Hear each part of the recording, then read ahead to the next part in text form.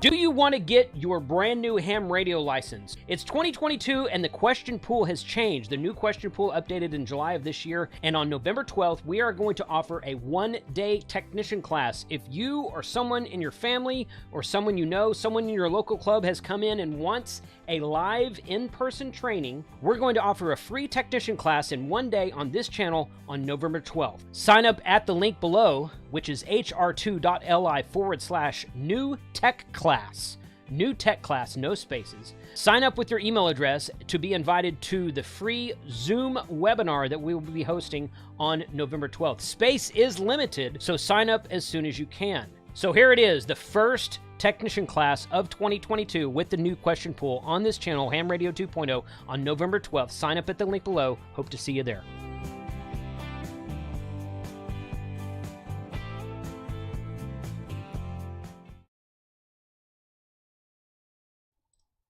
And there it is. Hey, that's a mute button. Woo! Good evening to everyone. Thank you for joining tonight. We walked in the door from Galveston literally about 45 minutes ago. And I had a guest lined up for tonight, and he couldn't make it, so we're going to try to get him on later. More to come on that soon. But special shout out to all the folks in the chat who have their name in nice bright green text. Actually, it's kind of a dark green text. YouTube channel members, thank you for being here tonight. Wayne W5WNR, appreciate you being out there, buddy. N4VKF is out there. Andy Callie's out there, of course. W0RHP is there. Other Andy, AA0AM. That's a great handle. Other Andy, I like that. Chester Garrett is there. Christiana, N6KV, welcome back. Good to see you out there. Dean, KQ480J. I see K at MRD in the house. So there we go. Yeah, some good stuff there. So we're gonna shoot from the hip tonight, guys, which I love doing. I love shooting from the hip. I love just saying, you know what the heck, we're just gonna do this and do it haphazardly. Let me hide self view. Let me go here to that one, and everybody, hold on to your speakers. You're on, Frank. What is it? Oh, that's Four Roses. Ah, new bottle. Small batch. Small batch select. Hey, there you go. Nice. Very cool. Very cool. Had to open it Amos Arley. But Amos Arley? I don't know what that means. The sound people. Amos AMSMR. Anyways, ASMR. Yes. Yeah. But what is going on, yo? It's great to be back. That's right. Yeah, it is. Woo. Yeah. So you just got back from Galveston. I just got back from Houston. Houston. That's right. Why were you down there? I forget. I went to the Great Texas Renaissance Festival. Right. Okay. And walked around with a bunch of my kind, big burly guys and with beards, and a bunch of ladies running around with corsets. So what's not to love? You didn't say ladies with beards, so I guess that's good. You never know at those places, man. Oh, it was fun. Never know.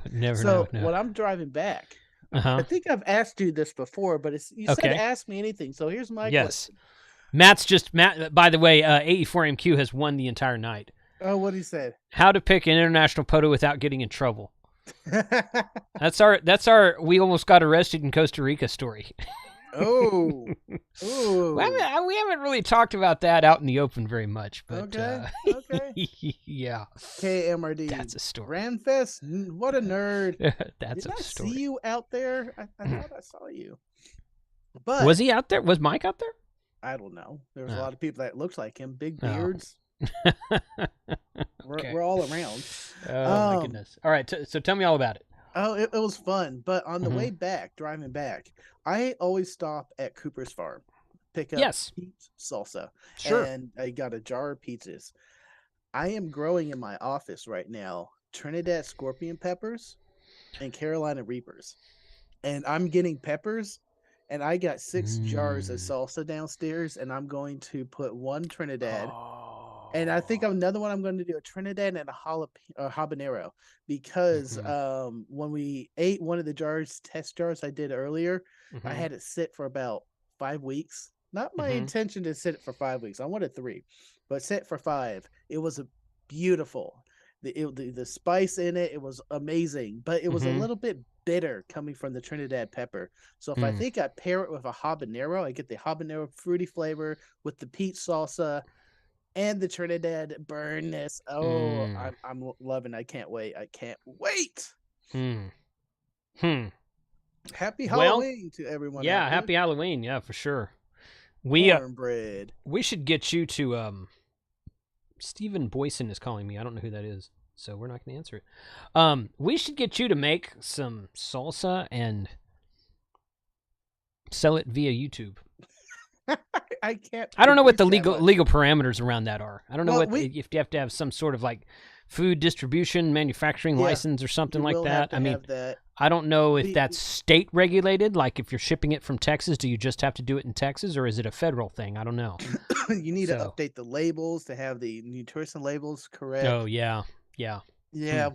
So if you see me, I'll have it around. Great. That's how it's going to be. The same thing, because I thought about branding cigars. Like just having custom cigar labels printed. And then put it on one of my favorite cigars and just reselling that. But then you've got to deal with the TABC and all the other rules that for selling cigarettes and things. And I was like, that's where that idea falls flat. I can't even do it like, buy this label, comes with a free cigar, but you still can't keep it to someone who can't legally buy cigars. Why don't you partner with a cigar company, an existing cigar company, and have them make you a line of your own cigars? If Kinky Friedman can do it, I mean, I bet you could do it, Frank. We're so small, so I don't think the market would be there. It's possible. I mean, you might be right, but their market, I don't know. Y'all will love it, but I don't think it's enough quantity for them to be interested. Now, if me and you, Jason, combined, shots fired. Shots fired from Hayden. Will the DX Commander ever get built? Yes, I have plans for that. Well, from now and until infinity, when the Earth explodes, it will be built. Yeah. When? Correct. Yes, it will be built.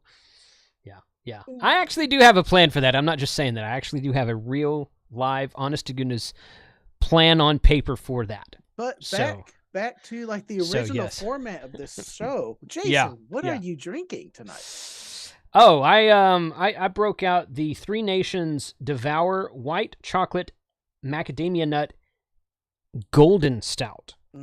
This is a stout.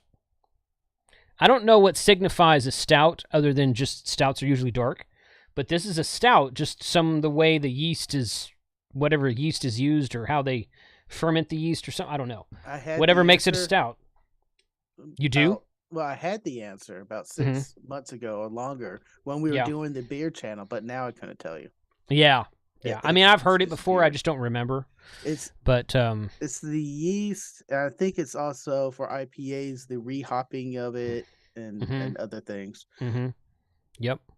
All right. So David's got, okay, guys. So yeah, we're playing around here tonight, and it's just going to be a fun stream. If you have a legit question, if you type the word question, it will highlight it for me in my plugin that I have where I'm putting these comments up on the stream. And also, since this is I see T.O. in the chat, Joe Brett's in the chat. Who else was out there a minute ago? Somebody else was out there a second ago. Josh. Oh, K.A.D.M.R.D. is in the chat. Yeah, I saw Josh just pop in there too. Anybody who would like to join us on Zoom, you guys know the Zoom channel. Feel free to pop in, say hello, leave, or stay for the whole thing. If you're on camera, though, you're in the hot seat. Yeah, that's okay. So let's see. David, N7MKY. What would you recommend for a small indoor 2 meter 70 centimeter antenna rubber duck type for the IC705? Oh, that looks funny in my green screen. That's a signal stick. Signal stick. What? Oh, you got one? There you go. Hey, look at that. See, Frank's got one too. Signal stick. Okay. So go to hamradio2.com. click on the link, the affiliates and deals link at the top of my page, and scroll down to where it says, everything's on that page is in alphabetical order. Scroll down to where it says Signal Stick. They come in SMA male, SMA female, and B and C. And I've got links down there for all of them. They come in different colors. This one's green. I've got a bright orange one. It's inside. This one's actually a bright green. It doesn't look right in the camera right now because of my green screen. But Signal Stick, you can roll them up like this. They are flexible like that. Jason, KM4ACK, runs one of these on his mobile radio. They say that Signal Stick claims they'll handle up to 50 watts. So he has one on a mag mount on top of his Jeep Renegade, and he runs his 50-watt dual band into this antenna. And we were talking to him all during Huntsville Hamfest on Simplex last year, and it was great. That's awesome. So I'm gonna have to thank Steve Anderjack, who sent me KO4AFL. Yeah. Mm-hmm. And sent me this after I lost the other one. Mm-hmm. I figured that Nice. was that Steve, but he didn't put his call sign on here, and I did. Yeah, that's I literally got it and then left for Houston. Yeah. Josh says, I literally have no power at my home, but somehow he's able to join a YouTube chat. Wait, wow, what's going on? That's amazing. Why he has lost power? Did you see that? No, I think he's doing it on purpose. Did you see that picture he put in the Discord? No. Yeah, he's having some kind of upgrade done on his home, adding 220 to the shack. I did that on my house like 10 years ago. Best investment I ever made. Had a whole new panel put in, added two 220 breakers and like two 110 breakers that split out into 4 6 plugs, and that's what's in my shack here right now. So why do you need 220 lines, or just ran a different phase? So you have two phases. It's a different phase, yeah. So at the time, I didn't. I didn't build this building to be a ham shack. I built it to be a workshop, and I was going to plug like saws and power equipment into it. And I did that for a short time. But the answer to why I'm on the phone, dude. Exactly, yeah. So you have Zoom on your phone. These iPhone guys, I don't know about these iPhone. Anyway, so I'm teasing Josh. I hope you know I'm teasing you. So 220 for a ham shack, great for an amplifier.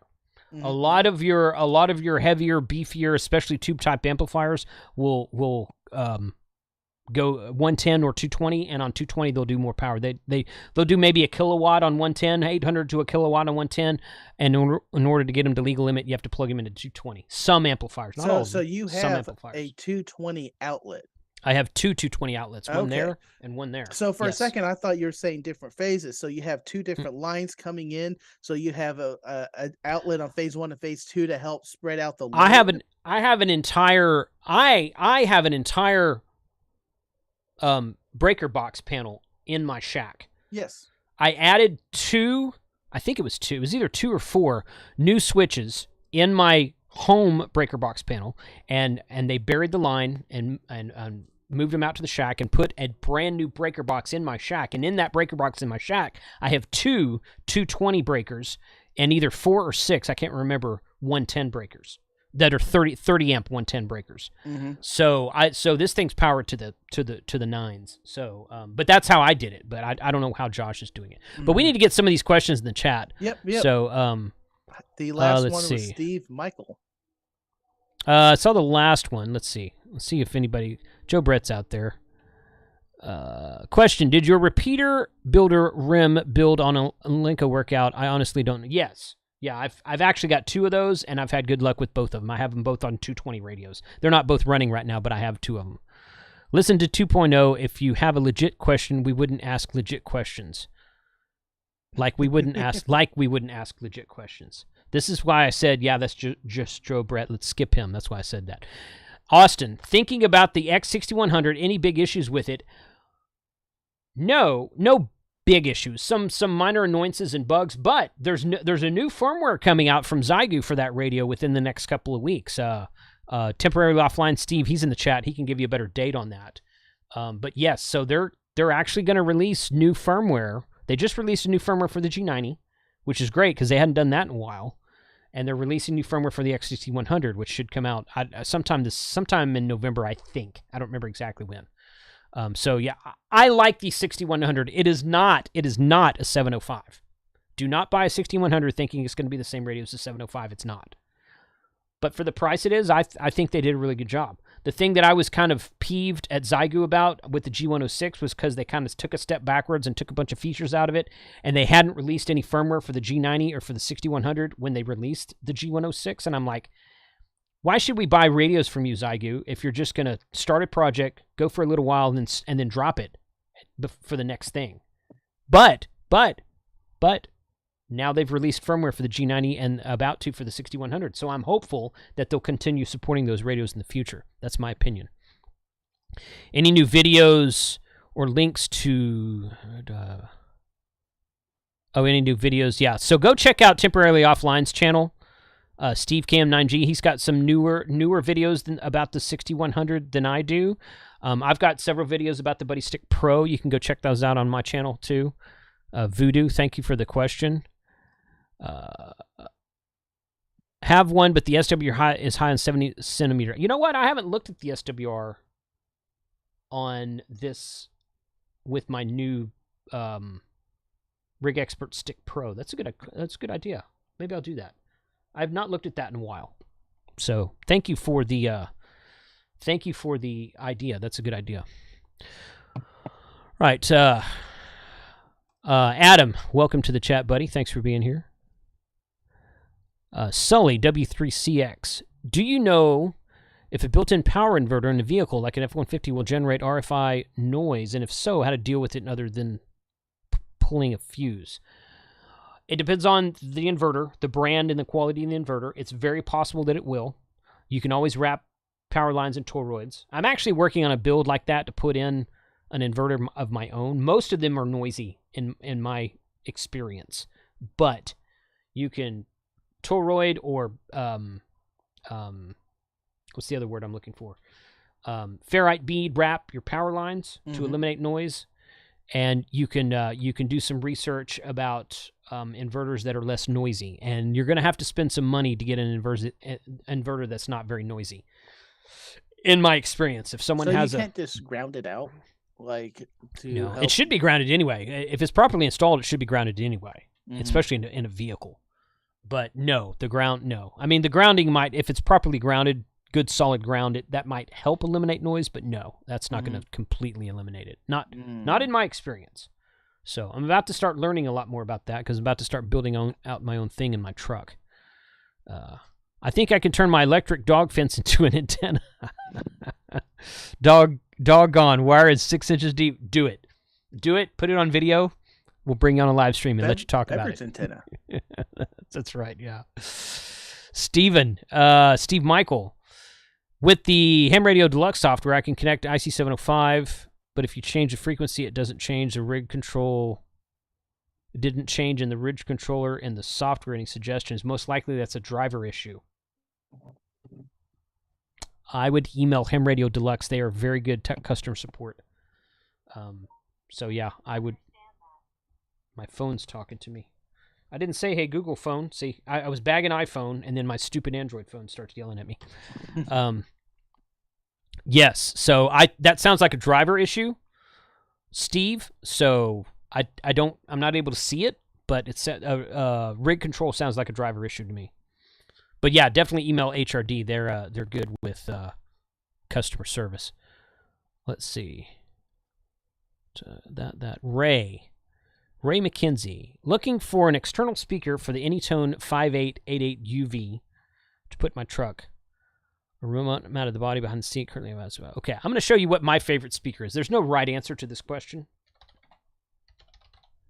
I am going to show you what my favorite speaker is, and you can decide if you like that or if you want something else. Let's see. Is it external speaker? FMJ external speaker? It is. Yeah. But I forget the number on it.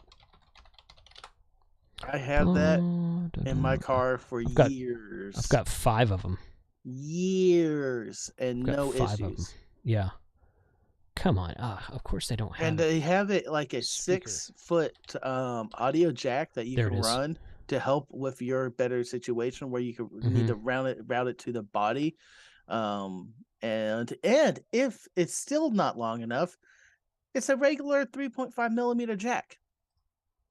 We got those extension cords everywhere. Correct. So it's an MFJ 281. I've got literally 5 or 6 of these in my truck. I've used these for years. When I see them on sale at Hamfest, I'll pick up another one and rat hole it until I decide, oh, hey, I could use another one for something. I've one of these plugged into my 5100, my FTM 300, my IC 7000, my GMRS radio, and my, what else? When I put my 5888 UV3 220 tri-band radio, this will be run to that as well. But this is my favorite speaker. It's not those little itty-bitty ones that you find at the truck stop called Big Mouth. Some of them are called Big. There's other names for them. Those are too tinny for me. There's no low end. I think they sound like crap. Mm-hmm. The best sounding speakers are the Motorola speakers, but they're huge.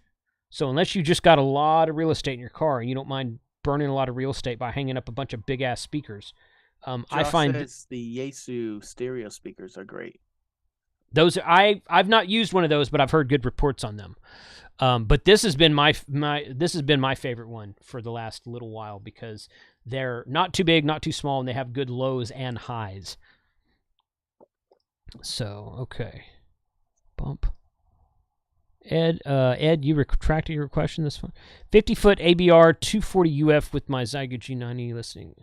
I'm only listening until now. I'm able to study for the test in general. Do I need a choke?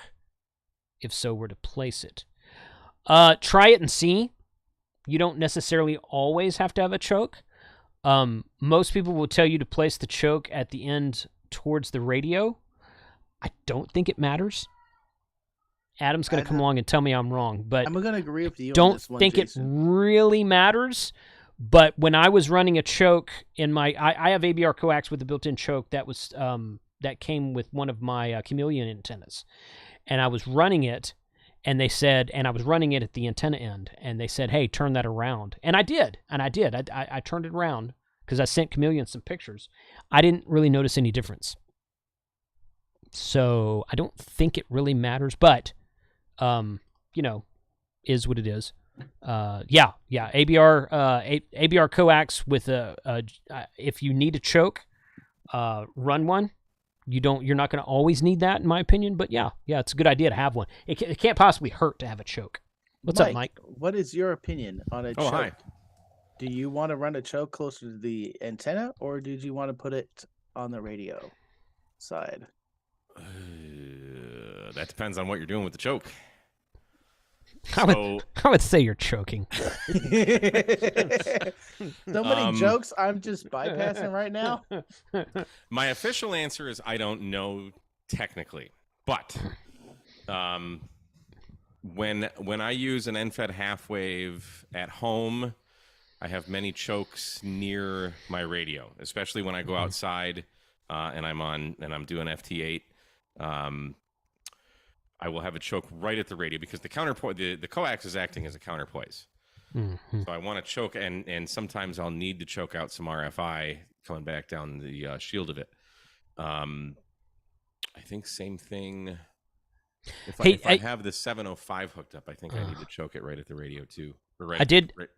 I did gloss over one part. He did say he's listing only, and Don makes a good point. For listing only, it doesn't matter. No. So we're talking about from a transmitting perspective, because a lot of times, it's possible you could get RF back into your radio if you have some sort of situation where your antenna is just too close to you or something like that, and the choke will help prevent that. So if you're not transmitting, Don is correct. It really doesn't matter.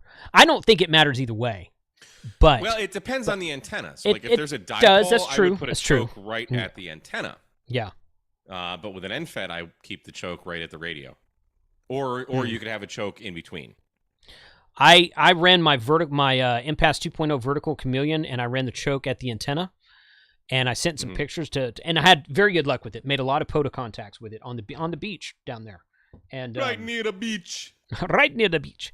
But I sent some pictures to Chameleon. This was like a year and a half ago. I sent some pictures to Chameleon. They're like, "Hey, turn that around, put the choke on the radio side." I'm like, oh, "Okay." And I tried that, and I didn't really notice any difference. It didn't hurt anything, of course, but I didn't really notice any difference. The LEFS, if you choke it if you choke it right at the antenna, which defies all logic for an end-fed half wave, Yes. it's more multi-banded. Really? Yeah. I was going to buy Wow. one. They were running that antenna on sale. When was it? What month is this? This is October. They were running that antenna on sale at Labor Day, I think it was. They were doing a Labor Day sale. And I'm like, oh, good. I've been wanting one of those. And I went to their website to buy it, and they were freaking sold out of it. And I'm like, jeez. Yeah. But that's a sweet looking antenna. It's almost as heck of an antenna. It's almost as cool looking as this Coffee and Ham Radio's infed half. Well, you know, it's funny you bring that up. I'm only saying that because I know Tio's in the chat. Well, I can actually show you a comparison. Oh, I just have okay. to get my end-fed half-wave box out. That's a box of antennas right there, Mike. Just end-fed half-waves. Oh my God. Sick. It is sick. In a good way. It's sick in a good way. Here it is. And then my buddy Ryan just texted me saying he just 3D printed a big end-fed half-wave, and he put a 240-43 toroid on it. So that might be coming in the K8MRD future. So here's the Nice lightweight end-fed sloper. Mm-hmm. Highly recommend this. I think I've burned all my bridges with Chameleon. They sent me a couple things. I sent them back. I wasn't going to go there. Videos. I wasn't going to go there, I love but them, okay. Like there's no bad blood. They just didn't work for me. So here's the Cartena and next to the LED. Well, that toroid is a lot bigger on the Chameleon. The Chameleon's a 240-43. Okay. So, and the Cartena is a 140-43. Mm-hmm. So the first number is indicative of the size Of the diameter. Yes. in millimeters. Right. So yeah, Mm-hmm. twice as big. But that's why you can push. They say I think 500 watts with the LEFS because you have number one. There's ginormous magnet wire that they use. I think it's 14 gauge. So between Wow. the gauge of the wire Oh my and God. the size Awesome. of the toroid, you can push 500 watts through this, which is great. Which really means when you're out in the field, like for portable guys, nobody's bringing an amplifier. But what that means is you can run 100 watts FT8 through this, no problem. Unless you go portable with We4DX. Because we took the KPA 500 to Outer Banks. I'm just saying right now. I don't have big enough batteries to do that, but I would love to. We ran a generator, dude. I've told this story before, but I'm gonna say it again. We ran a generator, and I'm calling CQ, and it's working great on the Buddy Hacks. And then N8YO sits down and starts calling CQ on CW, and you hear the CQ being tapped out in the generator RPM. It's freaking cool. It was awesome. That's So great. yeah, but good. Okay, so here's another antenna question. Ed AC3IK, have you or anyone you know have experience with the Bushcom Loop 40? I have never heard of that antenna. So anybody heard of that one? Negative. Is it a mag loop? I would So assume. I'm gonna say I would rather use any. I said this once before. I would do anything in the world to not use a mag loop if I had anything other available to me. Mm-hmm. I have very limited experience with them, but one of them may have been a chameleon. I just they're not for me.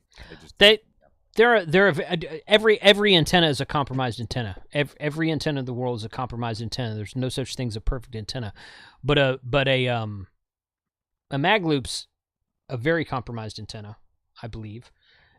But I know a guy who lives just here north of me, who has a condo. He has a condo. He lives in a condo that he owns, but he has no yard, so he sets his mag loop on his dining room table inside his house, and he works DX on CWQRP.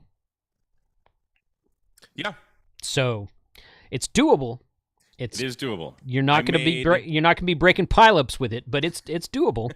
So I made 2, maybe 3 contacts with that antenna, and the reason I sent it back to him was because I opened up Hammers and I was ready to get on the air with my 705. Mm-hmm. And once I opened up Hammers, or just the phone being unlocked, it started I was seeing interference on the screen of the 705. I'm like, what the heck is that? Like an electrical, like a tick tick. I forget what it was, but I sent a video to Carl. I'm like, what is this? Did we say Adam's name 3 times? Yes. Literally no other antenna that I've ever used has picked up interference from my phone. So basically, I was like, that one has. Yeah, I don't. It doesn't make any sense, and it's an iPhone, so you know it's good. Yeah, I heard you earlier. Moving on, buddy. Yeah. Moving on. I was teasing Josh earlier, so doesn't matter because he's like he's in the chat saying I don't have power. How am I going to join your stream? I'm on my phone, and I'm like, you literally just answered your own question. But it's all right. Yeah, it's all right. We're good. If only there were applications that we could launch on our cell phone devices that would allow us to do similar things that we do on computers. Exactly. So Adam has a good. I just saw this because I'm trying to keep up with the question, so I'm not real time in the chat. Choke location depends on the antenna type, which we discussed that. It depends on if the coax is used as a counterpoise. If so, choke closer to the radio. For most antennas, choke closer to the antenna is preferred. So I think that's I think that's a good. Good answer to that. TC Fitz, thank you for the $5 super chat. We just got another $2. Who was that? Oh yeah, Christiana, thank you for the $2 super chat. Steve Cam 9G built me their infed halfway to. Oh, good. Yeah, I'm looking forward to using mine. I was gonna take it to Galveston with me last week. I didn't even have a chance to go out. Did you tune it? No, I haven't tuned it yet. So I'm gonna do that on video and put the tuning on video. Put the shrink wrap on it, which is right here.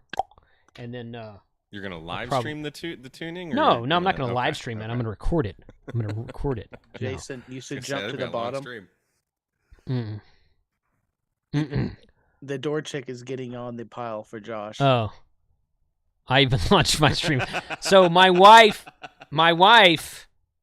is almost as anti-iPhone as I am. So yeah, she loves it when I make fun of iPhone people. So, and it's guys, it's all in good fun. I don't care about iPhone people. So I had a really good discussion with Came4ACK about Apple versus Windows at Huntsville last year. So I told him my perspective, and he's like, I can see that. Yeah, okay. So doesn't mean you're right, but no, it doesn't mean I'm right. No, I'm just told him my perspective. No. So, okay. Christiana, thank you for the super chat. Appreciate you being here.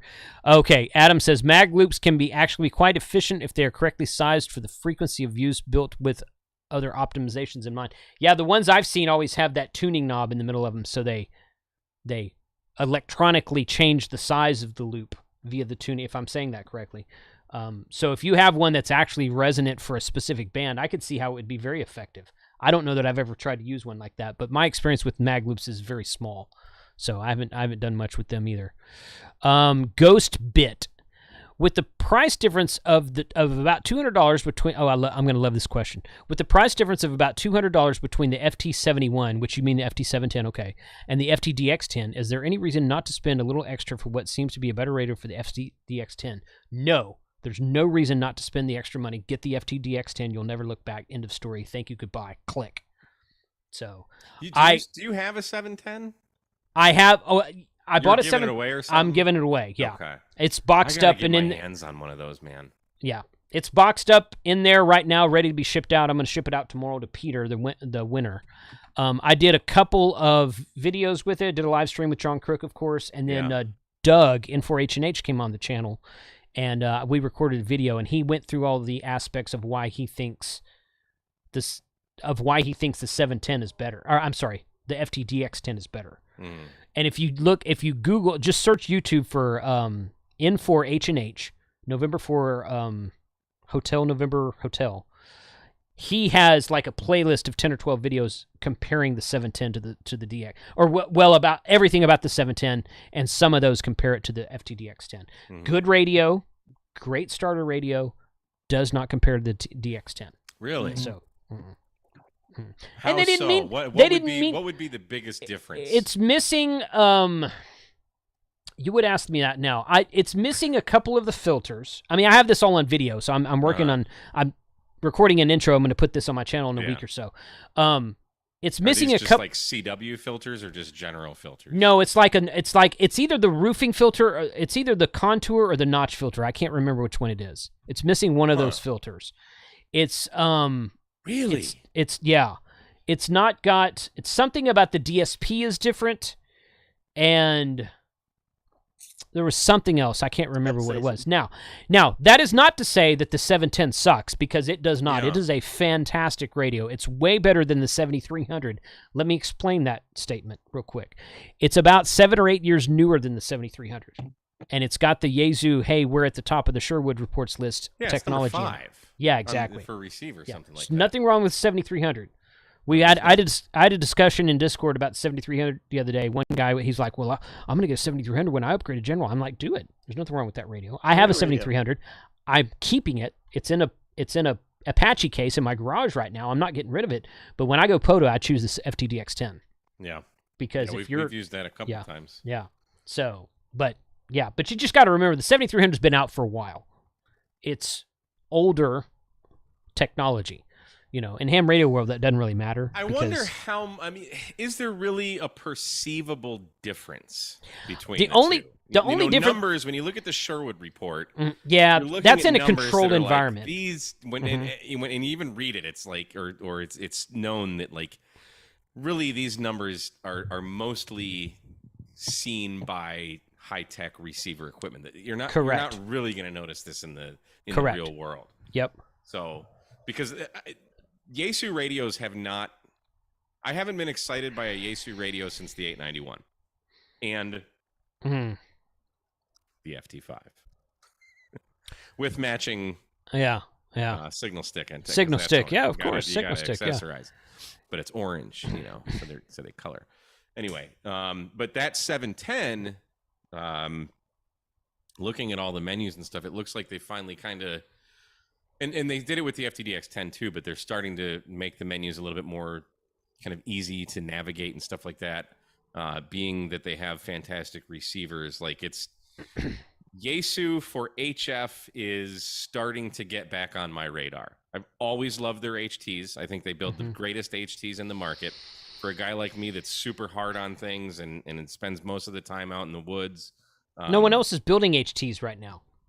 I mean, ICOM has one. They just put out the T10, whatever. Just now, for the longest time, they had nothing, and this one finally came out. And now they have the dual band analog. Puts out a new radio every other week, basically. Right. That's my point. So, that's my point. Yeah, I mean they're and that FTM 300. I really Matt AE4MQ showed me that radio when he was driving me back from Hamcation to my dad's house. That thing's. If I need a new VHF, which I actually do, but because my it was actually where is it? My TYT. Oh yeah, your TYT died, didn't it? Yeah. Sitting there on the table. So I'm using my 8600 right now in the shack, but I do need a new VHF UHF radio, and that 300 is. As soon as I figure out like Fusion and what is the other thing? APRS. Correct. I might have to get another Xiegu. Yeah. You don't need Fusion. APRS, I'll give you that, but Fusion. I tell you what. I've not been big on Fusion, but I run an FTM 300 in the truck, and mostly I just do it to beacon APRS. But there's 2 or 3 networks around Texas that are Fusion only. They're just digital and no analog, and I enjoy talking on those networks. So one of them's kind of down there by you. They're out of Baytown, Mike. I like this question by Ralph. For antenna analyzer, Radio Expert seemed to be the best product. Which model would you recommend for the money? For use on HF. You can get you can get the AA30. So here's how Rig Expert's model numbers work. The AA30 goes up to 30 megahertz. Okay. The AE2000 goes up to 2000 megahertz, which basically covers all of the ham bands. Did you? We were just talking about this last night on Josh's after chat. Did you guys see the new in the new QST? No. The new Rig Expert. It's the. I think I saw a picture of it. Yeah. What? Stick 50? So Stick 500. So it'll do. I would guess, and it looks like it has a new screen. It's a high contrast e-ink display. It looks black here. Now it could just be that they inverted it. I don't know, but it looks more like the screen on the Stick Pro. I could be totally wrong. I really Either like way, that e screen. It's Yes, I do too. Hey, Mike. brilliant to put it on there. There's a new one. Turn Mike, your camera on, I'll Matt. turn my camera on in about 30 seconds when I park the car. Okay. I had to say, the APRS on the FTM 300 is way easier than the APRS on the FT2 or FT5. Agreed. It's way 'cause you easier can't set tell up. me It's how to way turn on easier to it. see. Yeah. You can't Agreed. tell me how to turn it on my FT5. Yeah. Yeah. Hey, What? I'm pretty sure there's a couple videos by some like smaller YouTube channels about APRS on those radios. You go into APR, turn it on in the FT5 is easy. You go into APRS, you go to APRS modem, and you turn it on. That's all you do. See, Matt told me to not mess with that. No, you turn modem on. That's all you do. Yeah, but then I need to know how to, like, what I'm doing. Well, you need to go in there and set your call sign, which it should ask you that when you first booted I up did anyway. like yeah. /7 or something for Yeah, HP, exactly. whatever. Yeah, you set that, you turn the modem on, you're done. The path and everything is all auto set for you. So you don't have to do anything else. So what do you mean by modem? Why is it listed as modem? It's just what they call it. Yes, that's it. It's the fourth one down, if I recall. Because Xiegu just makes stuff up. Now, do I want 1200 BPS or 1200. 1200? 1200 is the most common. There's some stuff that will do 9600, but it's kind of like a protocol that never took off. So 1200. I just learned this at Tapper last month. So 1200 is the standard baud rate for APRS. Yeah, because I'll tell you, their manual. I feel they do have an APRS manual, though. I think that's a thing. Yeah, I believe so. Yeah. Manual that comes with this basically tells you what the button is, and then it reads out the description of what it is. There's no definition of anything. Like, it doesn't tell you what it does. It just tells you this is what it says. It's worthless. Yeah. But So I need to do a deed. I absolutely love this radio. I've wanted this for a long time. It's a great radio. And I have to learn it, and I have to get into Xieg's, because I got the VX7R, which is just an analog. That was my main carry. It's pretty easy to navigate around. This is like, all right, I gotta learn stuff. Yeah. Matt dropped out. He just wanted to come in and tell you about that, then leave. So, You got a $20 there he super is chat again. there. I see that. I'm getting to it. So, Josh says to beacon, turn GPS on and set the beacon type. Yeah, and smart beacon, Xiegu, the Xiegu smart beacon is freaking awesome.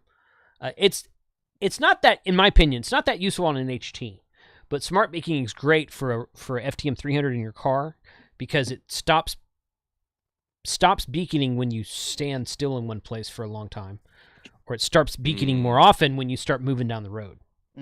So it can sense how of course it's got GPS on it, so it knows how fast you're going or where you are. Unless you're going between Dallas and Huntsville, Texas. Yeah, exactly. Yeah, apparently it doesn't work there. No, it was beaconing the whole time. There's just no eye gates. There's no eye gates in between there. So that's why I'm going to put a mobile eye gate in my truck. I'm going to put a mobile eye gate in my truck. So that's cool. So Nerf Bullets, $20 super chat. Thank you very much for the support. I want to say thanks to you jerks. This guy's one of us. After watching all your channels, I have now spent thousands of dollars on gear getting my general license in August. Keep up the good videos. KN6VOO. Congratulations, buddy. Thanks for being here, and you're welcome to join us anytime. That, though, after you drop those thousands of dollars, you're not going to have a lot of money you need to keep re-putting into the hobby.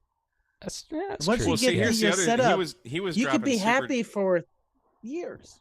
Yeah. Years. Yeah. Yeah, he dropped a super chat on Josh's stream last night. Now he's dropping a super chat here, but he's complaining for spending all the money. Yeah. Hey, Tank Radio. Yeah. Next couple Sundays from now, Yeah. Tank Radio will be live. Or you can tip any video over there. Stop pilfering my audience, Frank. I'm not pilfering. I want them to spread the love. I'm gonna have a 2-minute live stream after this. Super chats are open. That's funny. Well, Oh, my tips. goodness. You can tip any video that's posted. It's true. Yeah, you can tip the video. So, yeah. So we brought up the question about the rig expert, which one to get. And Paul, I see your question. I'll get to it in a second. That Stick Pro. Now, I question what this Stick 500 is because the Stick Pro will go up to 600 megahertz. So what does the Stick 500 have that the Stick Pro doesn't? I'd be interested to see that. Mine's the 230. Yours is the two. So that was the first stick they did was the 230. It went up to 230 megahertz. The Stick Pro, which they didn't put a number on, goes up to 600 megahertz. So the Stick 500, presumably 500 means 500 megahertz. Why the downgrade in frequency? Although there's nothing between 5 and 600 megahertz in the ham radio band anyway, so it doesn't matter. But what does that new yellow stick have that the old Stick Pro? But I did a video about the Stick Pro. Love the Stick Pro. It's great for three reasons. Number one, it's USB-C rechargeable. So it is the ultimate off-grid antenna analyzer, in my opinion. And in order to be off-grid... the regular Stick too, yes. Yeah, it is. Yeah, the Stick Pro just does more. So, it does. So to be off-grid, which is a buzzword in today's industry, in my opinion, all you really need is a way to charge that in a field that is not a 110-volt alternating current plug. Be able to charge from a battery of some sort. So USB-C. Yep. Yeah, USB-C, micro USB. The ID52's micro USB. I lost my charger. I misplaced it. I think I know where it is. So I charged my ID52 in Galveston this week with micro USB on the side, and it worked just fine. So the Stick Pro or the Stick analyzers are off grid because they're USB charging. The e-ink makes it very easy to see in bright sunlight. And long battery life for that. And long battery life, yeah. Now, I haven't even charged mine in a year, and it's still working. The Pro doesn't have the e-ink. Sure, it does. No, he's right. No, the Pro. Well, it's very similar. What do they call it then? Because it's very similar. It's just an LCD screen. It's just an LCD screen. But it's very easy to see in the sunlight. But it's still, but I mean, it doesn't get washed out in the sunlight. No, you're right. It doesn't get washed out in sunlight. But so maybe it is different. It's because the e-ink is like what your Kindles, right? And your original Nooks had on them. Yeah, and that's a complete because an e-ink requires no power after it forms the thing, so you can stand there and look at the screen and you're not absorbing power. Yeah. I've owned my my rig expert Stick 230 for like a year and a half now. I think I've charged it once. Oh yeah. And it's an 18650. Right. Right. So I think they both are. They both are. If you have a way to charge it, if you have a spare 18650, you can correct. Just throw it in yeah, there. You could open it up. It also has an app for your phone, and I never could get the app for the Stick 230 to work. Oh, it works beautifully. I never could. Great. Well, then you might have later firmware than the one I had, but I never could get the app to work on the Stick 230. But the app works great on the Stick Pro. So if it works on the 230, then great. But yeah, the Stick. Pick the one, the 230 goes up to 230 megahertz, the Pro goes up to 600. Pick the one that works for you. The only thing the 600 has that the 230 doesn't is the 440 band as far as amateur radio goes. 440 and GMRS, really. And when you get your rig expert, make sure you go into the settings and change it over to the region US 2. The region 2. Yeah, ITU region 2. Yeah. ITU region 2. I want to say UTI, but I knew that wasn't right. Just UTI. I'm just. I'm going to pour some more whiskey here. Yeah. So that's assuming he wants a stick, though. Okay, well, he said the best rig expert analyzer, in my opinion. It's rig stick. Yeah. The rig stick. I mean, you can get the a.k.a. 2000 Zoom, which is their top of the line, most expensive one, and it will do all the things. But are you going to ever use that? Unless you're into microwave. Unless you want the microwave. The Stick Pro, in my opinion, is the best. Look, I agree. And if somebody said something about the screen, it hooks up to your iPhone or your Android phone, or you can plug it into your Mac or Windows computer. Correct. I've done a couple videos on them. I have to say, awesome. Mike did a 25-minute demonstration at Pacific Beach, Washington last year, not this year, and I think he sold 3 of them. Just to the guys that were sitting around at the table. He just showed the guys, this is what this thing does. And literally, we had guys that literally went on like to their Hamfest and sold their old analyzers because of Mike. Well, the other thing that it Hey, does, you have an analyzer. You have an analyzer. That's right. But you don't have this one, and it's better. Go sell yours. Yeah. Well, the Stick Pro versus the Stick 230, you got to think the Stick Pro does all of your coax testing. It'll figure out the length. It'll find where there's a fault in it. Stub tuners. Where the fault is, or if there's a fault. Where the fault is. So it will say it's 3 called feet a TDR, from... time domain reflectometer, and it'll shoot a signal, and it finds the short, and it shoots it back, and it does all the maths to say, hey, it's this many feet into the coax is where your fault is, where your short is. Yeah, it's way more powerful than the Stick 230. That's pretty You cool. I haven't used it for mind. I haven't used it for that, but I know it'll do it because I don't use it for videos that about very so. often, but I use it a lot for measuring lengths of coax. You simply plug it in. You put the velocity factor in. You obviously have to go to the coax length. It's called like CLEN is the abbreviation for it. So you put the velocity factor in, you hit start, and it tells you how long the coax is. And you don't have to uncoil it or anything. Just in a coil. Tells you how long. It's awesome. Nice. There's a lot of stuff. Let's move on to the next question. Yes. Yeah, and antenna analyzers, we could talk for a whole hour about that. But the Stick Pro is in my opinion, that's going to be your top choice. Do you guys still think highly of the G90? I have a chance to get one used cheap for POTA and maybe soda. How cheap? Yeah, how cheap? Because they were like in about a month from now on Black Friday, you're going to see the G90. This is my guess. Prediction. Don't take this to heart. 325, 340, 350, somewhere between 325 and 350. I still love the G90 for POTA. Yeah, it's good but for POTA. I'm finding it falling flat for home base stations. And that's where I'm looking to get the FTDX10. Good radio. Yeah. So I liked my 2 cents. I liked the G90. I gave my G90 to Frank. That's the one he's using now.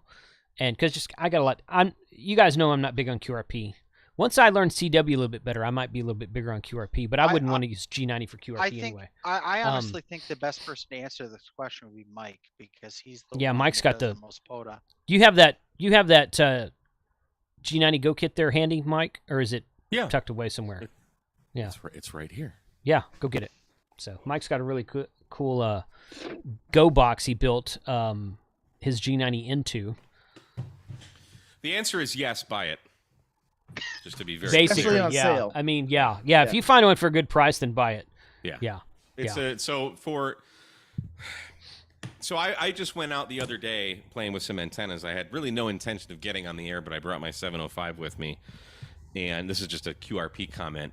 I made 21 contacts in 16 minutes with 5 watts. So nice. It's not the radio, it's the antenna. Right, but correct.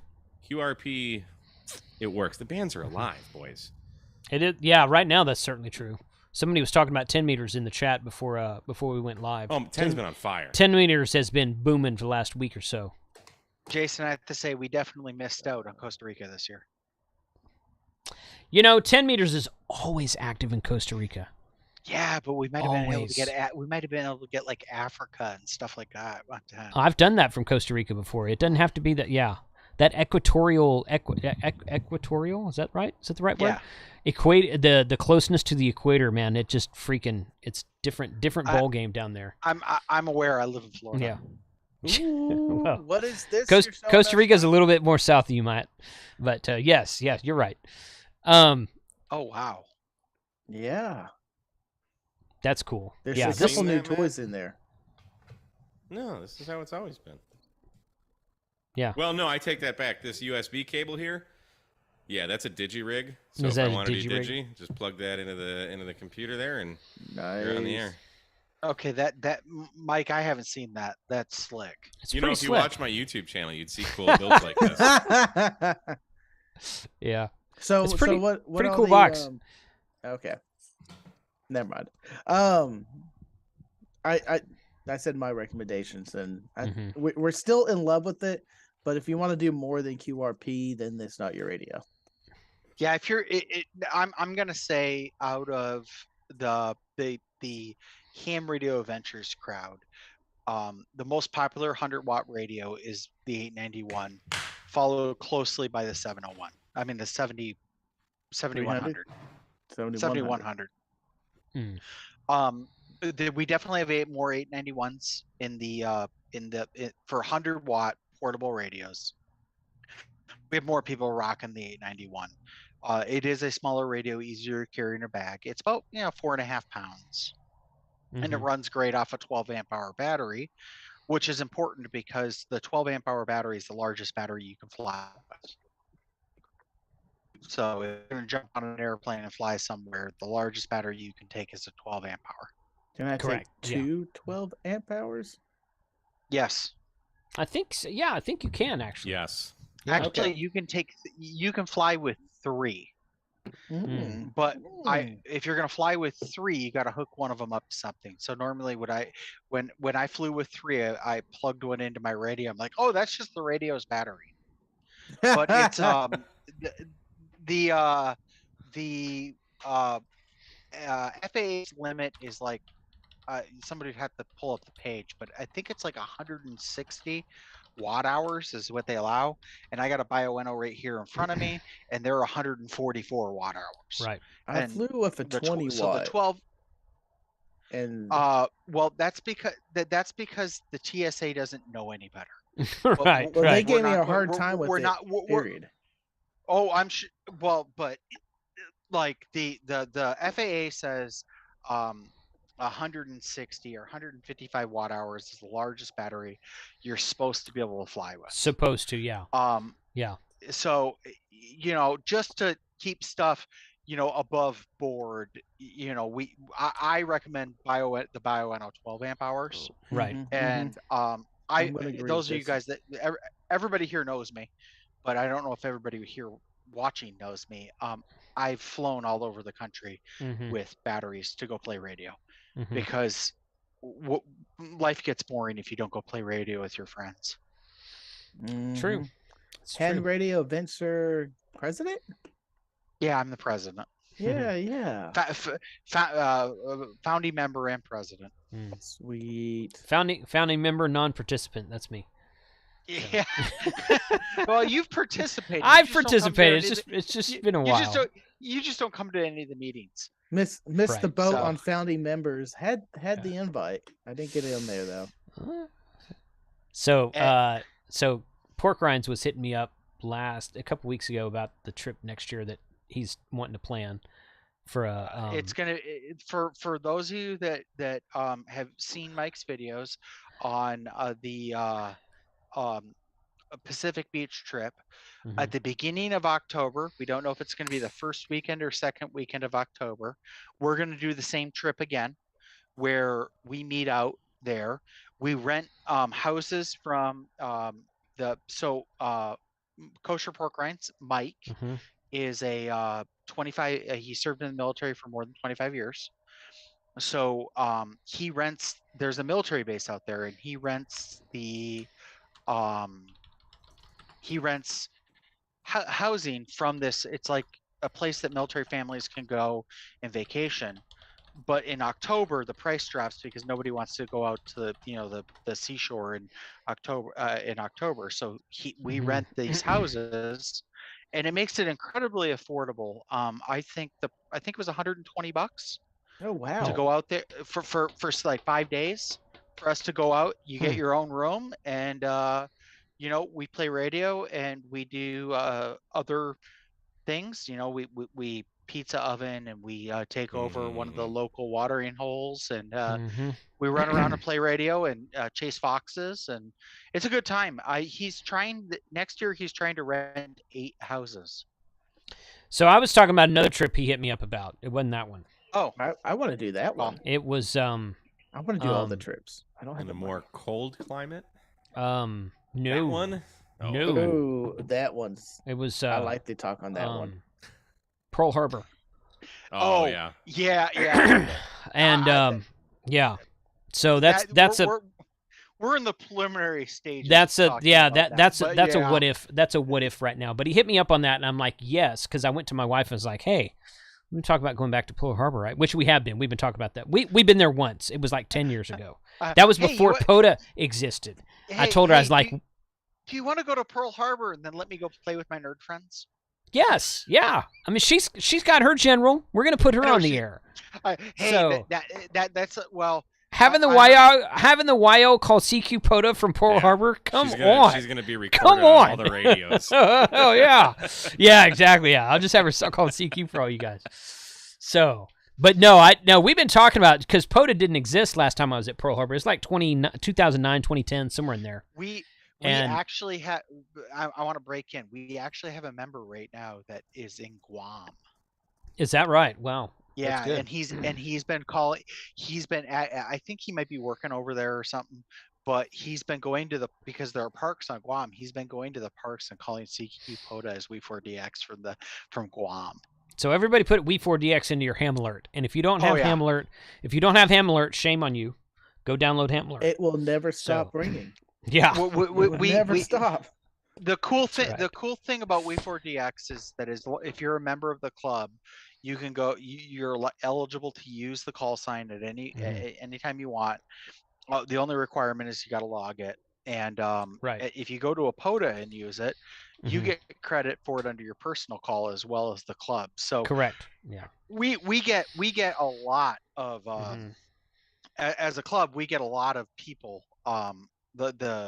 People know who the club is now.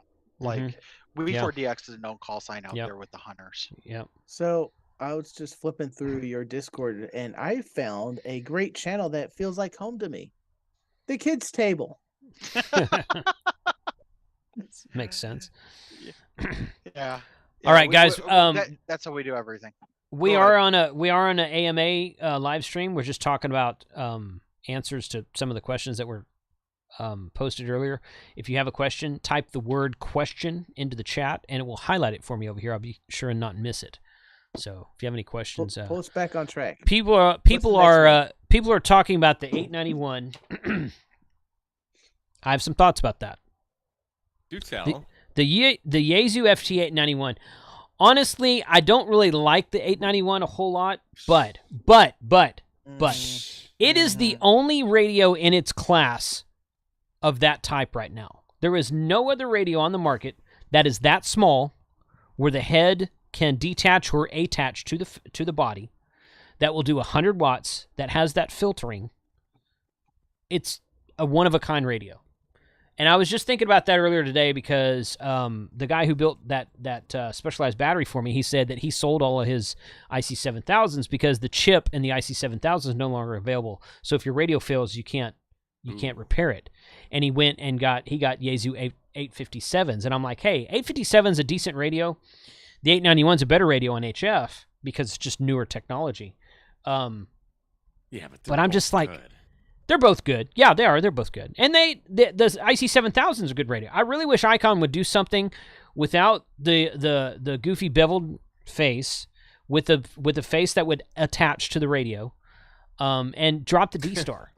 So now the 7100 is a great radio. Don't get me wrong. I think the 891 is, if you're talking about 100 watt full power HF, the 891 is in a different class because it is more portable, because the face of the radio will attach to the body, so that makes the whole package a little bit smaller.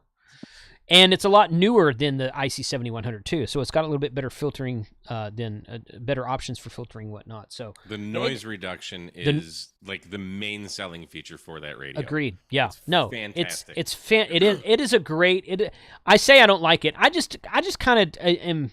I was turned off about the way it looked. I think they should have added VHF, UHF to it, because it came out around the time but I say shortly, maybe a year or so before they discontinued the 857. So people thought it was a replacement for the 857. It kind of was, kind of wasn't. But people say, well, you have the 991. The 991 is freaking huge when you talk about a portable package. But I wish they would have. It is a mobile radio. It is designed for your car. So is the 857. Right. And I just think they should have added VHF, UHF Olmo to the 891, and I'd be a lot happier with it. But yeah, that'd be cool. I mean, but a lot of people bitched that there wasn't a tuner in it. Like, yeah, that's get true. an ATOS. Yeah, that's true. And I find myself very rarely using VHF, UHF on my IC7000, so I've kind of changed my thinking about that a little bit. But yeah, that Xiegu 891 is the only radio in its class right now, in my opinion. Yeah. So if you want a full power 100-watt mobile portable radio, that's the one to get. I'm gonna say I still love. I always have. When I was fairly new to ham radio, my first HF was a Xiegu 450. Yeah. Then I saw the 891, and I was like, I was just salivating because I was getting into portable and then, and I'm like, I gotta have this thing. And yeah, you're right. It is the only one on the market. There is zero competition. There's no competition, which is unfortunate. But right, correct. Still, I get great audio reports from it. It's fairly easy to navigate. There is the deep F menu that Xiegu loves so much, but and I was just having this conversation earlier today. Some folks stopped me. I was at the park earlier and we chatted some other hams, and as much as I gripe about the menu system for it, in all honesty, very rarely do I ever need to go in the deep F menu. So, I mean, it's kind of set and forget. It's got voice recording, so you can just push a button and it calls CQ for you. It is so perfect. Now I got the ATOS. I've been doing some comparisons with the ATOS and the Tar Heel yesterday and today. Video coming out maybe. There's gonna it's a battle royale between the ATOS and the Tar Heel. But it's such a great combination. And I don't care that it doesn't have VHF, UHF. I think I would not want a VHF, UHF, and HF, because if I'm on HF, I want to be on HF. I got my dual band VHF, UHF radio separately because I want to hear, maybe I want to monitor simplex and I want to monitor a repeater. I have those frequencies that are just always listening. HF, but those aren't more tuning around. Yeah, but those aren't all mode. So you can't do sideband. So if you want to do VHF I got news for you, buddy. Nobody else is either. Well, that's not really true. It's not true, but look at all the activity on 6.52 simplex and then say that again. There is no where I live in Michigan and in Texas. There is zero activity on 2-meter simplex. Zero. But even in if I drive towards Houston, very rarely will I ever hear anyone on simplex. There is a fast repeater network down here, though. Yeah. So. Yeah, the WA5AIR machine. It's a good machine. There's like repeaters linked up. Anyway, let's get back to some of the questions here because I do see these you guys. Okay, so Garrett's asking, can you talk about mesh networking? All right, so Charlie just did a live stream right before this one. Great, talking all about Arden. I did not watch it, but I know Charlie and I know he does really good work. So I would say go watch that live stream. I was on it. I've done well. Okay, so talk about that for a brief minute, Frank. We were just kind of go over some of the basics of Arden. It was kind of an open flow, let the conversation go. Yeah. The last half hour, there was some good meat and potatoes on how to get started with Arden. From unlike ham mesh network about 4 or 5 years ago, you needed to match hardware and software and had all these complications getting it working. The latest stuff, man, it's just anything that supported could talk to anything else, which is beautiful. And they're phasing out my router. Are they really? Oh, yes, wow. It's on the chopping block. It's not quite chopped yet, but the memory inside is a limiting factor.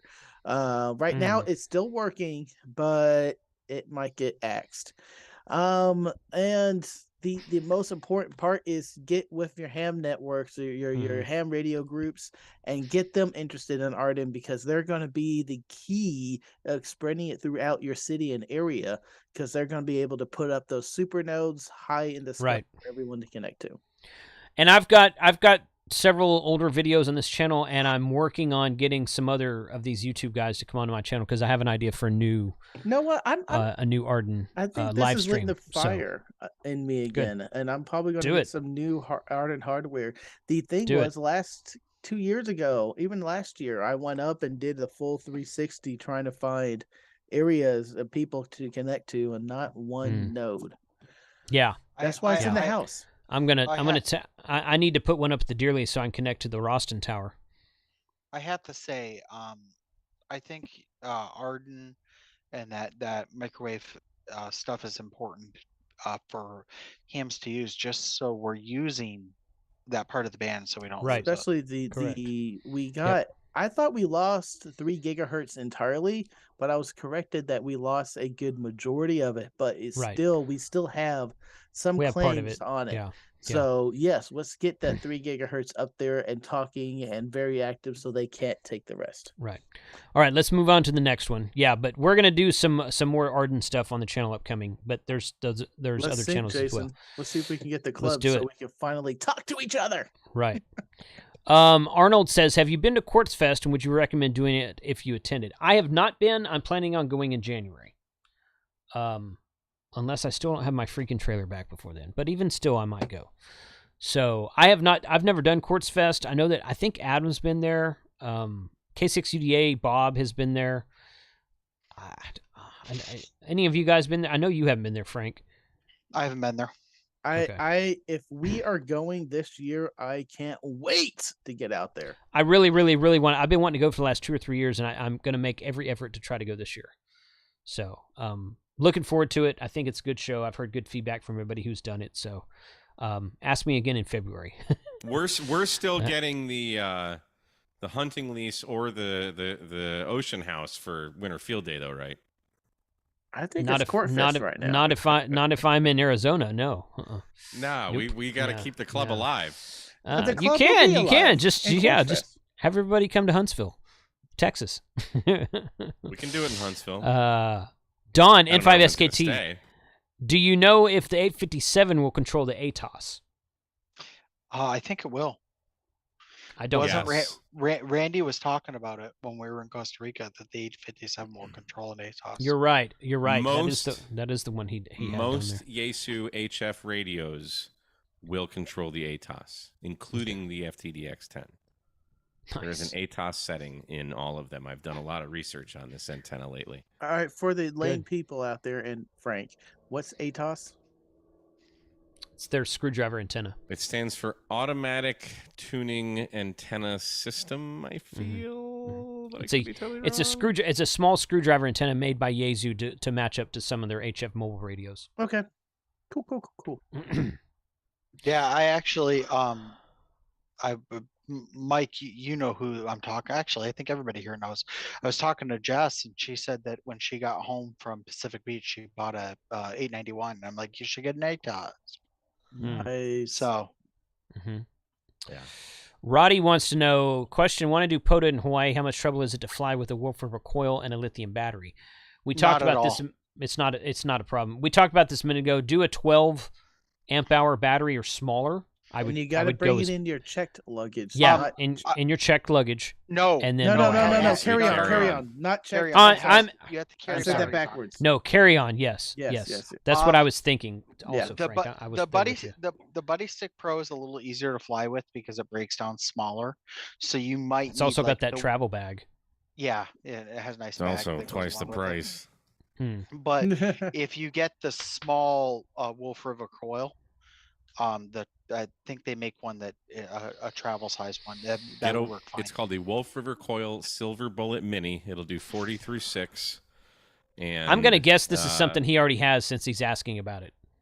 Yeah, so I don't know which model he has, but yeah. So yes, 12 amp hour battery and the Wolf River coil will work just fine. Can I just go to Hawaii and buy one of these local? No, there's no ham radio resellers in Hawaii. You can order it on Amazon and wait 3 days for it. There you go. But you have Amazon delivered to your hotel, then you don't have to worry about it. Problem solved. That's right. Next question. Yeti Man Squatch. That's a cool name. Yeti Man Squatch. I'm new to the radio world. Is there a way to scan digital police frequencies with the Radioddity GA510? Only if your local police department is on DMR and if they use UHF. But even then, you probably don't know. They're probably encrypted. If they're unencrypted. If they're unencrypted, Radio reference, they'll tell you everything. Radioreference.com. Look them up on that website. Most likely not, but you never know. Possibly. It's not that the radio won't do it. It's just that they're probably not going to give you the programming menu if they're even on UHF in the first place. Yep. They may be up on the 800, 900 megahertz band, and you're out of luck. Yep. Or it's a trunk system, and it's still close to the ham bands, but then it's all digital. So good luck. KM4ZLO, looking at the DX Commander Classic without the 80 meter element, do you know if it will do 6 and 2 meters? Yes. Also, what's your opinion on the MDJ213 antenna analyzer? So the DX Commander Classic without the 80 meter element will do 6 and 2 meters? Well, you'd have a 2. So with VHF, height is might, right? Mm-hmm. So, yeah, it'll do 2 meters if you cut a 2 meter element for it. Kellen was very specific about that. Mm-hmm. But you're gonna have a 2 meter element that's sitting on the ground. Yeah. Ooh. So while it will do 2 meters, it might not do 2 meters great. Now Steve, temporarily offline, has done a couple of videos where his DX Commander Classic is resonant on 2 meters. So one of the bands is a harmonic. I've not gotten mine on 2 meters, though I honestly haven't checked in a while. But yeah, it's a 2 meter ground mounted vertical would not be very good. Jason could scan his DX Commander. Oh wait, I could. You could if he made one. If he built it, he could. I've got all the wire in a coil. Here's the other thing though, like so it's not uncommon to use like RG8X for HF frequencies. Mm-hmm. So if you have like a 100-foot run RG8X going out to your DX Commander, if you put an analyzer on 2 meters, there's so much coax loss on those frequencies that it's gonna look good, but all of that is actually just being lost in the coax due to heat. So there's nothing being reflected because it's all lost. So it will not be very effective at all. In my opinion, you would be better off to mount a Edfong J pole on your roof and run a LMR 400 down and hook it up. You should see where my Edfong J pole is right now. Please tell us. It's in my living room. Because I'm nerding out on this FT5, right? Yeah. And I live in the middle of nowhere, so I can hit like one repeater here. I can actually probably hit 2 with the signal stick. So in my living room, above my coffee table, there's a fan. And I took the S-Beaner and I clipped it to the light of the fan. Oh no! There's a J-pole in the middle of my living room. Do you turn it on? Does it get better? Well, no, because it's the same thing as this fan that I have in this room here. So you can see like the fan is spinning, but there's a place on the light where you can clip it. Yeah. Just above the light, that kind of frame around it. So, well, Mike, height is might. That's right. Get it up high. No, to be honest, I used that Edfong antenna for the longest time in a apartments. I just clipped it up to the highest spot I can get in my porch, and it worked beautifully. Yeah, they work fantastic. It's a great antenna, and they're cheap. So it's just a wire, 2 wires, and he clipped it in the right spots. That's what I use at the hunting lease. I put that up when I'm out there. I love it. I love it. So, Paul wants to know IC 7000 plus a digi-rig for FT8 POTA. Yes, that's what I want to set up. I've set that up to tinker with it to make sure it would work, and it does, but I have never actually used it on POTA. So yeah, we'll be doing that soon. But that would work fine. Why is FT8 so much fun in POTA? I sit there and I stare at the screen, click, click. I don't know. Wait a minute, click, click. Because if you call CQ POTA like I do, you'll have a lot of stations come back to you. Yeah, I'm of the mind that the only time I use digital at a POTA is if I can't get it activated and I'm just struggling. Yeah.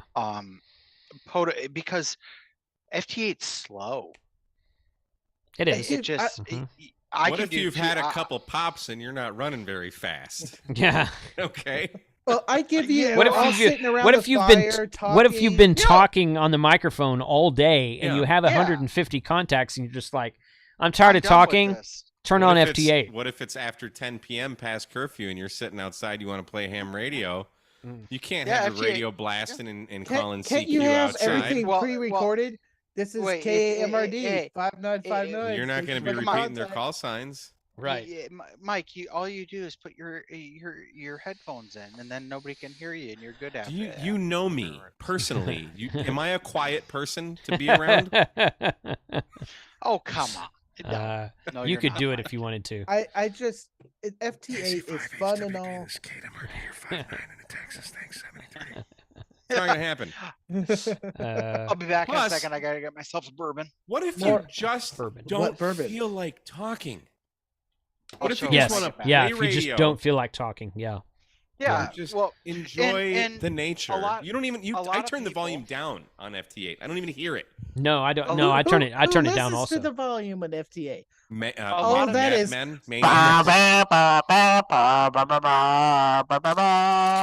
It's better than I listening feel- to Take Radio. Yeah. Yes, it is. Yes, it is.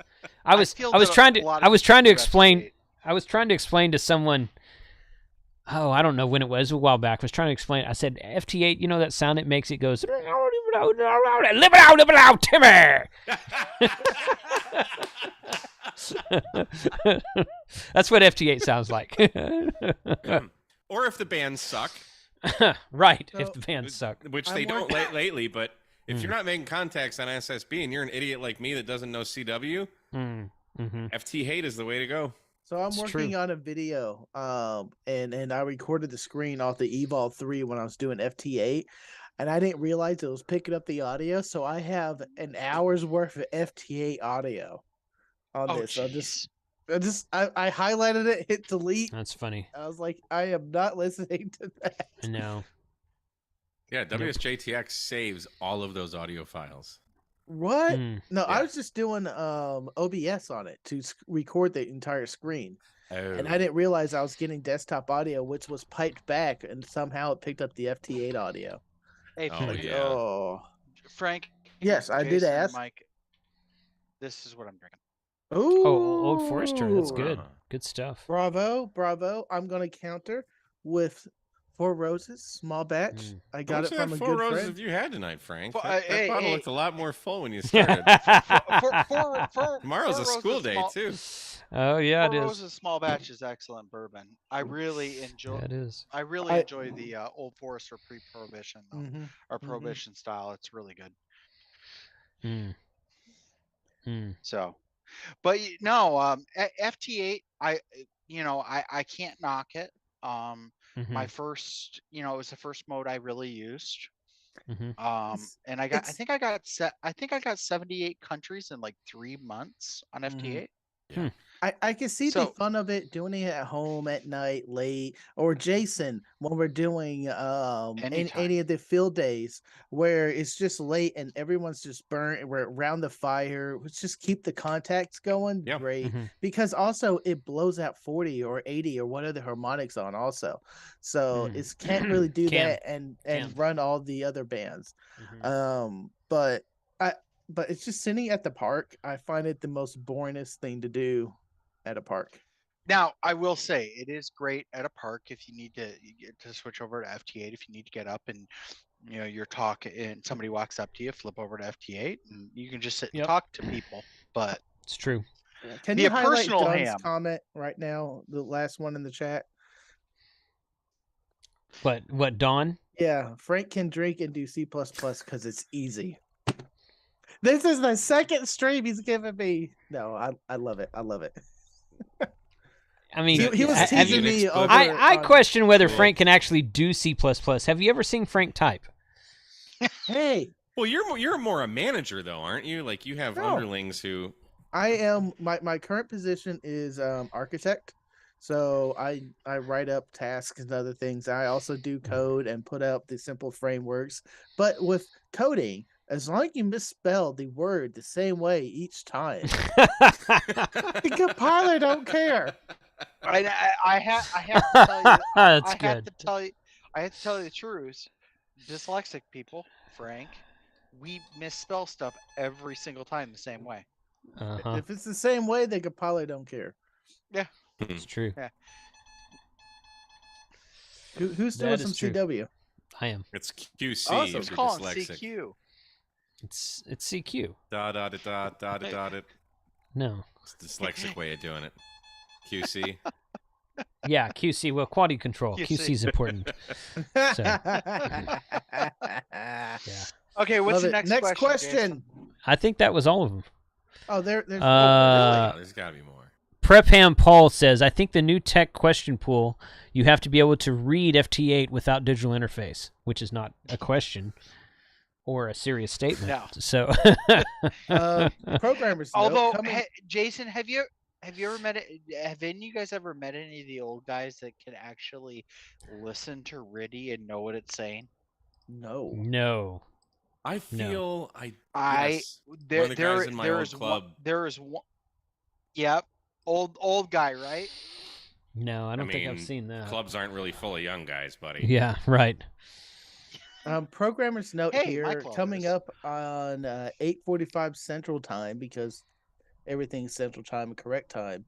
Rhea is doing a live stream, so after us, go over there. 8:45. 8:45. Oh, okay. Okay. So we got time. Yeah. Okay. So I was just bringing it up. I think I want to shut this down in a minute. So, but yeah, y'all go ahead though for a second though. That's a real thing. There's a guy down here in Fort Myers that literally can listen to RIDI and know what it's amazing. saying. That's amazing. Crazy. That's awesome. It's the craziest thing ever. But RIDI is just FSK, right? Frequency shift keying. Mm-hmm. I mean, they're all some sort of form of that, I think. But yeah, So I guess he can just hear the tones in it and know that that's Jason calling him from Texas, and be like, oh, okay. But like me, I hear it and I'm like, what the hell is that? Well, it takes time and a ear to understand what's going on, and if you know what it's doing, you can probably easily decipher it. It's true. All right, I don't think we could do that with FT8. No, that's not the right. I clicked on the wrong thing.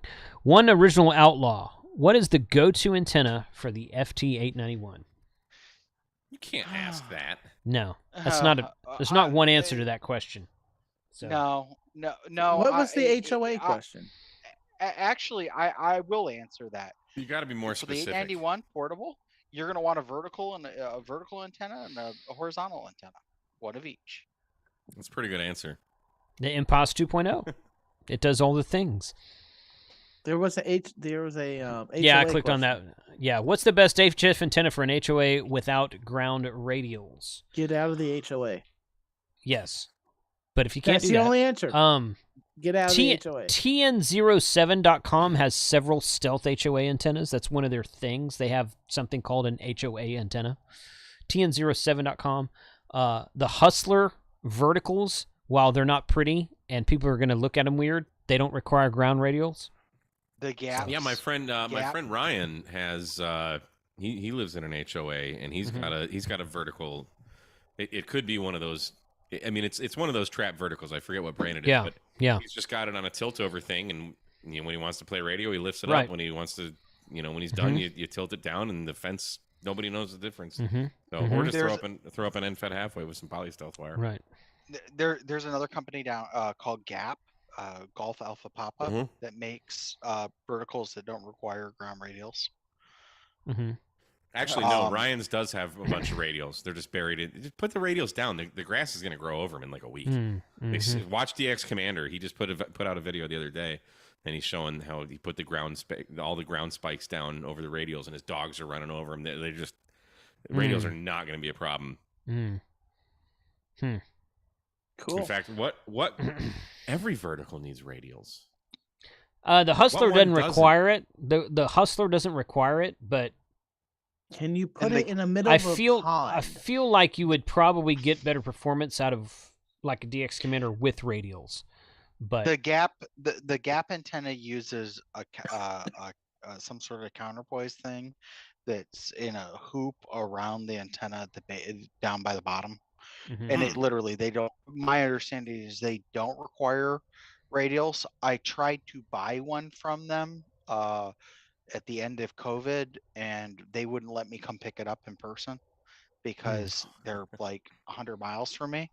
and it was like $250 to ship it. And I was like, yeah, no, call me when you're ready to, sell it to me face to face. And they never called me.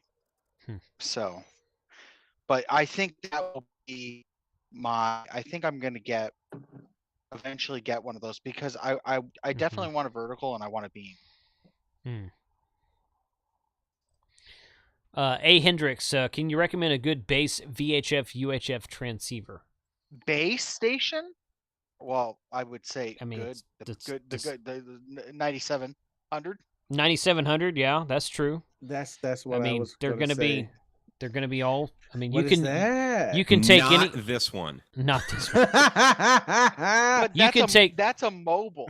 But you can take any mobile. You can take any mobile and make it into a base station with a power supply. Yeah, I know. In fact, most of the time, that's what people are using. Was that a 9800? Yeah, that was a TYT. Stay away from those. That's what I got. What's wrong with FTM 300. If I knew, I would fix it. It puts out power, no audio. I've tried a different mic.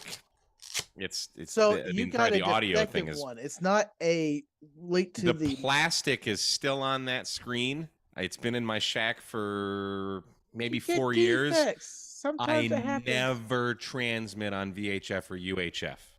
It just sits there on monitoring. And the one time I want to transmit, guess what doesn't happen? No audio. So tell me what's wrong with it, people in the chat, because you're smarter than I am. I haven't had that issue, but right. That's the second one of those that has failed on me now. Okay. I just had mine just transmit interlacing Mexican mariachi bands. So yeah. I would say a serious answer to that. Any of the, if you're looking for a mobile unit, any of the ASU units are great. If you're not looking for something with digital, ICOM, I don't know what the model number is. 2730. Yep. 2730. That's a great radio. But if you're looking for a true base station that will do like 100 watts on 2 meters, you're pretty much talking like the 9700. 9700 TS2000. Kenwood TS2000. But that TS2000 does HF too, doesn't it? Right. Yeah, it's HF, but it'll do 100 watts on 2 meter sideband. Yeah. So TS2000, the TS2000 is a great satellite radio because it's multiplex. Yeah. Guys, this has been fun. I appreciate everyone hopping on. I appreciate all the questions tonight. It's about 8:30, so I want to wind it up and let you prepare. Frank, if you want to, go ahead and share Ria's stream in the chat, so people can hop over there if they want to. But she is celebrating 25 years of amateur radio. Sweet. Her awesome. Title is "How Do I Do It Live with Ria." Good. Or how did I? Hey, Jason. Did you play in the contest at all? No, I did not. I should have. I enjoy those, but no, I didn't. I didn't catch this one. CQ Worldwide. Okay. Yeah. Cool. Yep. CQ Worldwide. But, I was too busy, drinking at a medieval festival. Man, I'll tell you what, it was cool as hell seeing the bands just come alive. Yes. I'm not a big contester, but yeah. I was listening a bit, and you just hear all these stations and all the DX. If you want to get like DXCC in a weekend, oh yeah, CQ Worldwide is the way to do it. That would do it. Yeah, I was driving over the park today. I'm hearing like Tango India 5 Tango, I think was his call or something like that. I'm like, where the hell is that? Costa Rica. Is that Costa Rica? TI5. Okay, yeah. TI5 is Costa Rica. On the ATOS, I heard him. He was about 5x5. Yeah. That's sweet. Well, thanks much, everybody, for being in the chat. Catch us tomorrow night, Monday Night Ham Radio. I think a few of us will have videos upcoming. I've got my hunting season in Texas starts next Saturday. And I've already got 2 or 3 things I'm taking with me to the hunting lease to do videos about. So check that out. And got some cool stuff upcoming in the next couple months. Yes, Quartz Fest is in January. So fingers crossed, Lord willing and the creek don't rise, as a friend of mine used to say. We will be traveling to Quartzsite, Arizona for that towards the middle of January. Mike is just shaking his head. Yeah. I just thought of the sling blade joke. Oh, yeah. It's deep, too. Yep, that's it. So 73 to all. Thank you for joining us tonight. We will catch you next time, and y'all have a good evening to everybody. Bye, everybody. Bye. See y'all. See ya.